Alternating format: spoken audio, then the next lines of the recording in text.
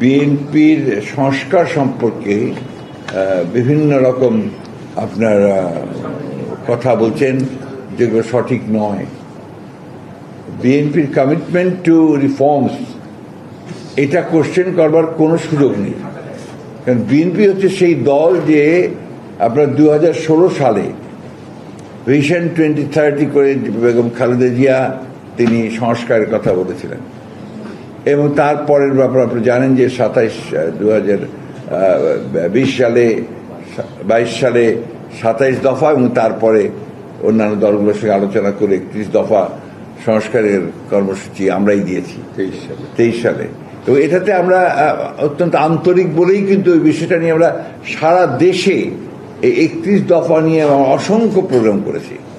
জনগণের কাছে যাওয়া হয়েছে, আপনার সুধী সমাজের কাছে যাওয়া হয়েছে, সুশীল সমাজের কাছে যাওয়া হয়েছে, তাদেরকে বলা হয়েছে। সেই বিষয়ে আজকে একটা মহল, একটা চক্র অত্যন্ত পরিকল্পিতভাবে বিএনপিকে সংস্কার বিরোধী বলে প্রচার করবার একটা অপচেষ্টা চালাচ্ছে।